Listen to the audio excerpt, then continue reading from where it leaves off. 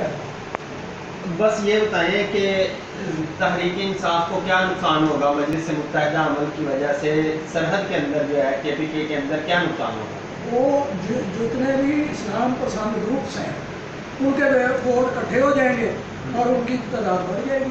نہیں، یہ جو پہلے حکومت بنی ہے تحریک انصاف کی، وہاں پہ اس کی کیا وجہ تھی؟ اسلام پسندوں کے ووٹ ڈیوائڈ ہونے کی وجہ سے۔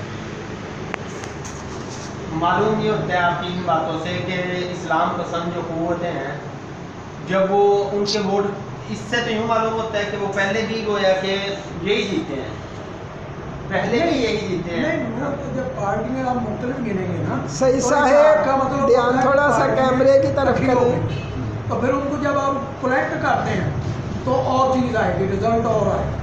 صحیح۔ اور ان کو اگر علیحدہ کر دیں گے تو اور رزلٹ آئے گا۔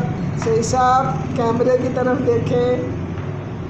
اس میں یہ ایک دوسرے کے مخالف جب ووٹ ڈالیں گے تو ان کے اکٹھے نہیں کاؤنٹ ہوں گے۔ اب سن 2018 کے الیکشن میں آپ کیا دیکھتے ہیں؟ میں تو پورے پاکستان کے، اور میں تو اللہ سے بڑی اچھی امید ہے۔ اور سب سے زیادہ فائدہ کہاں پہ ہوگا، کون سے صوبے میں ہوگا؟ متحدہ صوبوں کے لیے اوور آل جب سینٹرل گورنمنٹ آتی ہے نا تو اس کو سینٹر میں صوبہ پنجاب میں ہوگا۔ سرحد میں ذرا مدد پرست زیادہ ہے، اس میں کوئی شک نہیں۔ سندھ کے بارے میں آپ کیا کہتے ہیں؟ میری بات سندھ میں بھی انشاءاللہ بہتر ہوں گے پہلے سے۔ صحیح۔ اور بلوچستان؟ سب جگہ بہتر ہوگی پہلے سے۔